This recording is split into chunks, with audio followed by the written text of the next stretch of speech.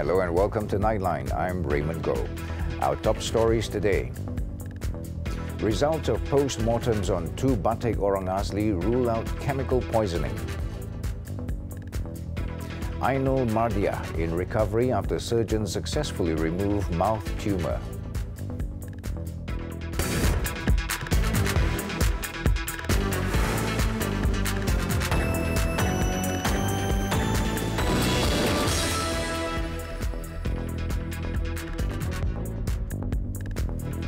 Good to have you with us. Good morning. The Health Ministry on Tuesday has ruled out chemical infection as the cause of death for several batik orang asli in Gua Musang. Its Minister Datuk Sri Zulkifli Ahmad said X-rays of the chests of the victims during critical stages of the disease suggested the infection was caused by microorganisms.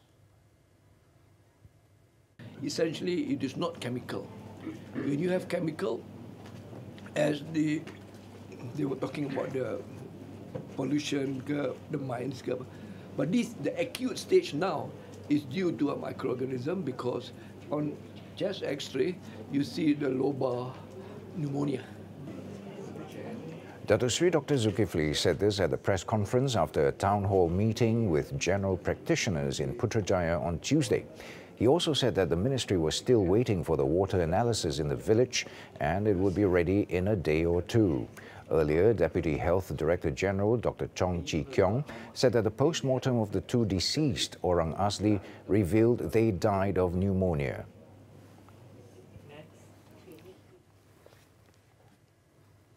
In the meantime, Deputy Prime Minister Datuk Sri Dr. Wan Azizah Wan Ismail on Tuesday called for an emergency meeting to discuss the latest situation on the orang asli from the Batik tribe in Gua Musang. Datuk Sri Dr. Wan Azizah, who chaired the 2-hour meeting, reflected the seriousness and sensitivity of the government in tackling the health issue affecting the Batik tribe. She said every agency involved would ensure that the issue was tackled in the best manner possible for the welfare of the people.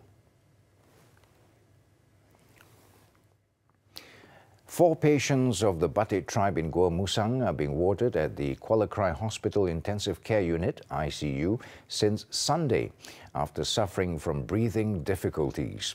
Kuala Krai Hospital Director Dr. Muhammad Saleh Mat Juso said they involved 2 females aged 12 and 27 in the ICU, while 2 infants aged 39 days and 3 months were warded at the Neonatal Intensive Care Unit, or NICU. Dr. Muhammad Saleh said the conditions of the 4 patients were reported to be stable and doctors are monitoring the development of their health from time to time. Menerima 24 orang pesakit sekarang ini yang dirujuk daripada Hospital Gua Musang dan daripada 24 orang ini ada 2 pesakit wanita dewasa berada di unit rawatan rapi dan 2 pesakit di kalangan bayi, juga berada di unit rawatan rapi bayi sekarang ini dan mereka dekat stabil, cuma mereka menerima rawatan yang rapi di sana lah dan keseluruhannya mereka adalah stabil, tidak ada yang kritikal sekarang ini dan mereka hanya menunggu melengkapkan perawatan antibiotik dan juga penyiasatan dari segi makmal dan sebagainya. He said this to reporters at the Kuala Krai Hospital on Tuesday. Dr. Muhammad Saleh said the hospital also limited visits by members of the public to prevent the infection from spreading. He said so far no patients have been allowed to return home and the hospital will continue to treat them until they are fully recovered. The Orang Asli community are well known to be a strong and resilient group of indigenous people who can withstand any threat from the environment. However, our investigation at Kampung Kuala Koh in Gua Musang, Kelantan reveals that their living conditions can be very difficult, which in turn leaves them at high risk for any infection or disease. Our reporter Wan Azul Islam has the story.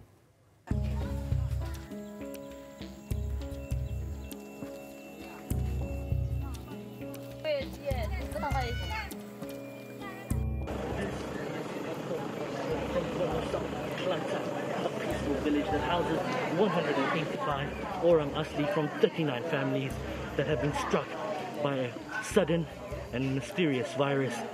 Now, as you can see behind me, up the hill, we have the houses of all the inhabitants, which we'll be visiting in a minute. Now, to my right, we have a temporary clinic that has been set up by the Health Ministry to help check up on the villagers here. Some of the tests that they are conducting includes that of blood tests, as well as temperature and blood pressure. Among the villagers include the young, the old, the sick, and the healthy. Now, let's head out up the hill. We'll see how the situation is like for the villagers in Kampung Kuala Lumpur. Our journey to the top of the hill where the Orang Asli community live was very difficult. Only four-wheel drive vehicles could climb their way to the summit, located 2 kilometers from the main road of the village. You would still need to enter the jungle by foot for at least another kilometer before reaching the makeshift shelters inhabited by the Orang Asli community. Along with the Hazardous Materials Unit or HAZMAT team from the Fire and Rescue Department, we were allowed to enter the area to investigate and see for ourselves the living conditions of the Orang Asli.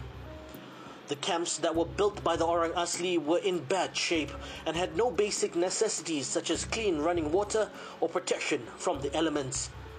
While we were inspecting the nearby settlements, the HAZMAT team conducted their own investigations of the surrounding area, whilst also taking samples and specimens of the water and soil near the campsite.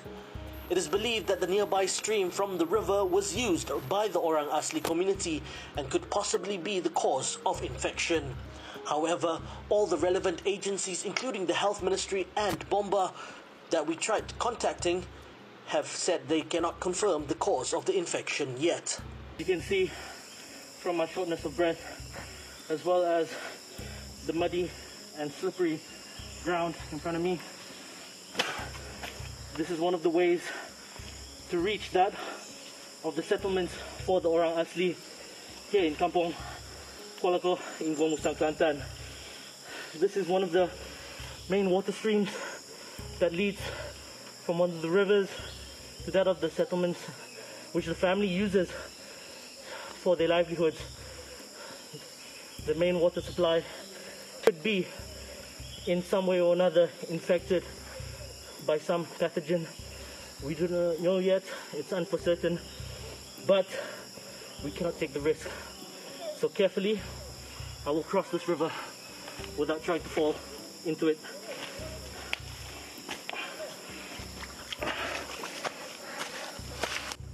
Kalau dia macam tu puncak air, kita akan minta lah. Macam projek dia apa, macam air kita, macam rumah kita, macam tikar kita apa semua lah. Macam ni lah untuk bekas-bekas makanan selalu kita akan buang yang untuk lama, kita pakai yang untuk baru. Although the source of infection has yet to be determined, many of the Orang Asli believe that traditional medicine will help cure them from the disease. Those who have been examined by doctors at the nearby health clinic, as well as given medications such as vitamins and painkillers, still believe that the jungle will help protect them. Bagi ubat nado apa semua ni, tapi dia tak sihat juga. Ya, nado ubat ni, jadi ubat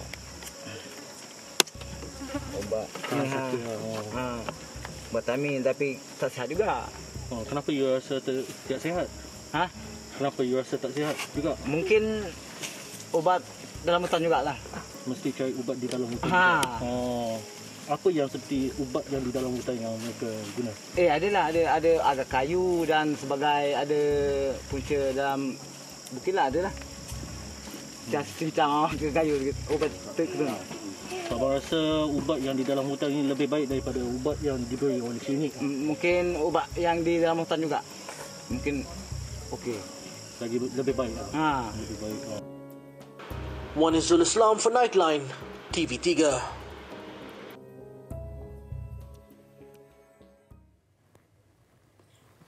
Prime Minister Tun Dr. Mahathir Mohamad admitted that doing business in the country remains tough and said his government must work harder to reduce administrative barriers. Citing the construction sector, for example, he noted that developers must sometimes undergo up to 60 processes to get a particular project fully approved. Speaking to reporters after chairing the third Economic Action Council meeting in Putrajaya on Tuesday, Tun Dr. Mahathir said the issue was among the two matters deliberated by the high-powered council that he formed to spur the economy, following complaints that the economy stagnated after Pakatan Harapan took power last year. Kita juga telah ada one-stop center, but even one-stop center pun tak dapat percepatkan proses. So now the KSN has been instructed to reduce the number of processes and the number each agency will look into in order to reduce the time taken for giving the approval for any investment in the construction center. The Prime Minister said Putrajaya needs to reduce red tape and smoothen regulations if it wanted to draw more investments.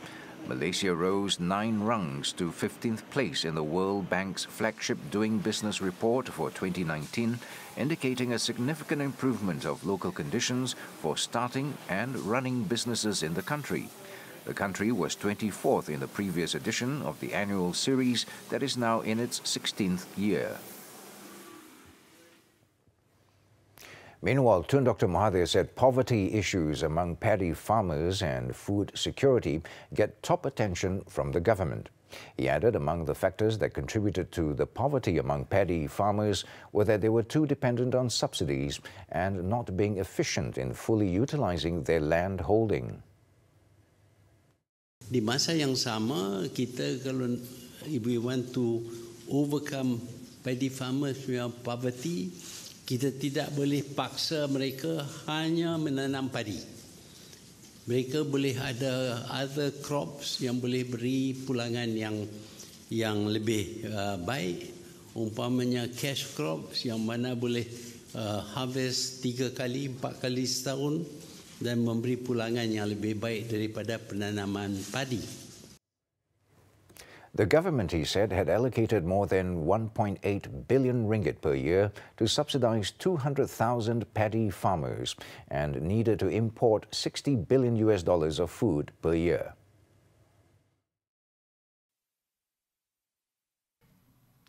At the same press conference, Tun Dr. Mahathir said the current Parliamentary Select Committee, PSC, set up for major public appointments cannot function legally, as some of the provisions in the federal constitution involving the PSC needed to be changed. Tun Dr. Mahathir said the government intended to have a PSC, but they did not have the 2/3 majority to change the federal constitution. They cannot function legally yet. So at the moment, we go to the whole idea of making appointments. That is, the Prime Minister decides. The others can give their views, but it is the Prime Minister who decides. Okay, done. The Prime Minister was responding to a question on whether the pending appointment of Human Rights Commission of Malaysia Suhakam chairman would go through the PSC.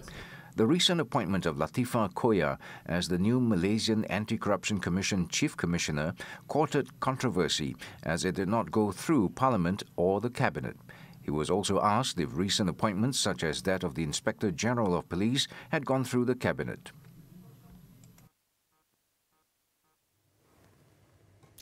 Ainul Mardia Ahmad Safiuddin, the 9-month-old baby girl with the germ cell tumour, was on Monday successfully operated on at a children's hospital in London. The large tumour, which grew in the baby's mouth and inside her neck, weighing about 200 grams, was removed by a team of surgeons and anaesthetists led by Professor David Dunaway, a plastic and reconstructive surgeon and head of the craniofacial unit of the hospital. Media Prima representative Haliza Hashim, who was at the hospital with the girl's parents, sent this report from London. Dr. Juling Ong, a craniofacial and pediatric plastic surgeon, was one of the 4 specialists who operated on Ainul Mardia. He said the mission, carefully planned and approach, was completed in over 5 hours. I think the operation went very well. It went probably better than planned. The tumour came out as expected. We went with the approach there was not too much bleeding, and thankfully she was nice and stable throughout. She had a massive tumor, and I think you know, we always have to respect this. Tumors it's a big operation, so you always take each case as it comes. According to Dr. Ong, who hails from Penang, there were cancerous and non-cancerous components of the tumor. He added that Ainul Mardia needs to be kept comfortable in the pediatric intensive care unit to recover and to let the wounds heal. The hospital will reassess her condition over the next few weeks to see if there are any signs of recurrence. He also paid tribute to Dr. Nur Amalina Cik Bakri, a Malaysian surgeon whose initiative made it possible for Ainul Mardia and her parents to be flown to London for the treatment. Dr. Nur Amalina, who broke the news about the successful operation, was present throughout the surgery. Sangat teruja, terharu juga sebab dapat menyertai pasukan bedah yang terdiri daripada pelbagai bidang spesialis, daripada bahagian ENT, head and neck, plastic and craniofacial surgery. Sebab ini adalah pembedahan yang sangat berisiko tinggi, jadi perlu mendapat kerjasama daripada spesialis daripada pelbagai bidang dan juga bidang onkologi juga yang membantu. Jadi sebagai seorang pakar bedah dalam bidang general surgery, saya dapat learn something new from this whole experience. Crying with happiness, Ainul Mardia's parents, Ahmad Safiuddin Ahmad Razak and Nurul Irwani Zaidi, both 24, visited their baby after the operation. Thanking generous Malaysians for their donations, they requested everyone to continue to pray for Ainul Mardia's well-being. Ainul Mardia, accompanied by her parents, arrived at this children's hospital on May 25th after receiving tremendous support from Malaysians back home and in the UK. Halisa Hashim, London. Coming up on Nightline, bogus policeman nabbed for robbery in Pulau Pinang. Stay tuned.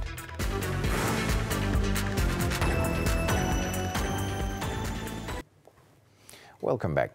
A former SRC International Sdn Bhd director, Tan Sri Ismi Ismail, told the High Court on Tuesday how company performance reports had bypassed the eyes of its board of directors and were directly submitted by its management to the Minister of Finance Incorporated.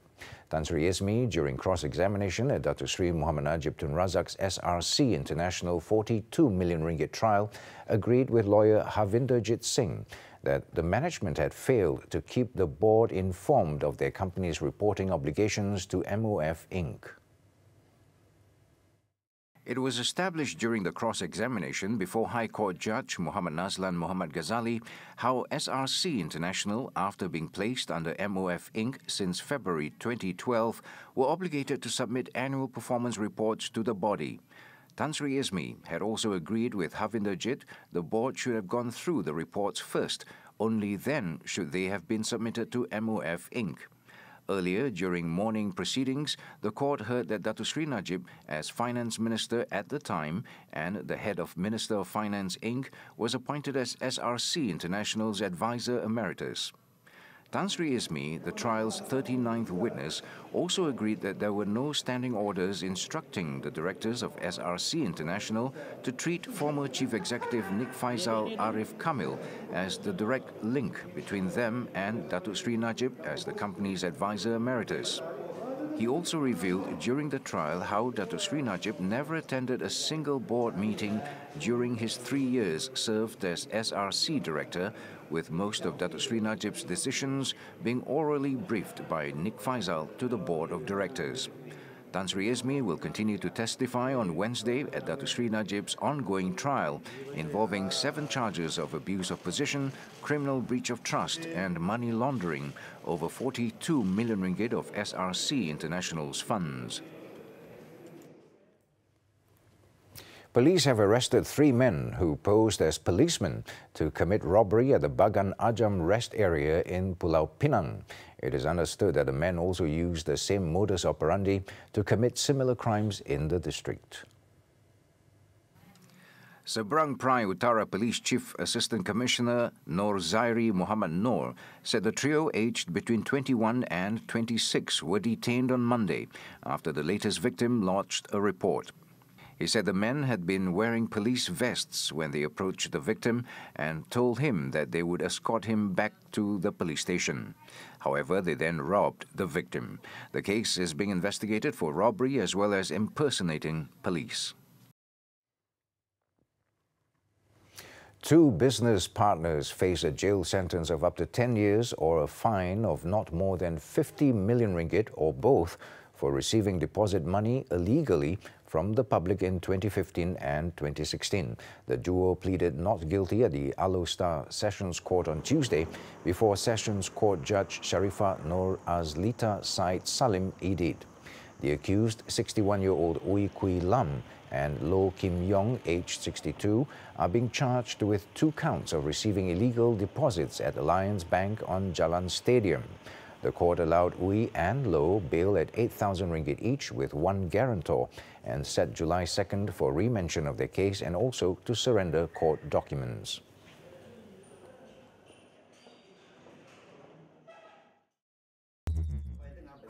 Police foil human trafficking bid in Thailand. This and more when we come back.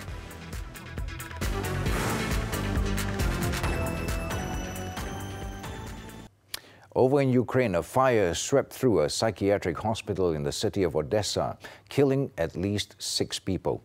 5 people were hospitalized, while 9 others managed to escape unharmed in the incident.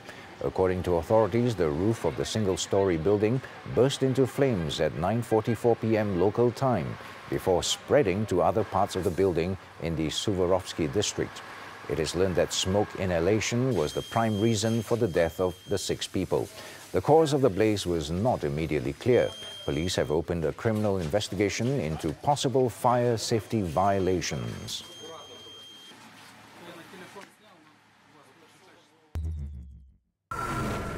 Up in sports, Malaysia whipped Timor-Leste again in the second leg. Details after this breather. Sports football, the 2022 FIFA World Cup qualifier. The national football team marched into the second round of the 2022 World Cup qualification with a 12-2 win on aggregate after they thrashed Timor-Leste 5-1 in the second leg of the first round playoff match on Tuesday night.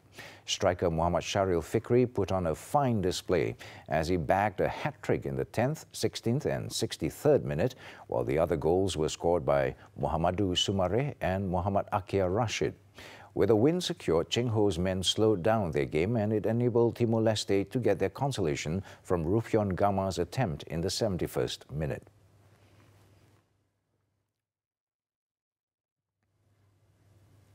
Now, over in Sweden, high school students celebrate their final day of school in a rather unusual way. How? By getting into a decorated truck and then driving around the city with their classmates. Let's take a look at that as we wrap up Nightline this time around. I'm Raymond Goh. Thank you for tuning in.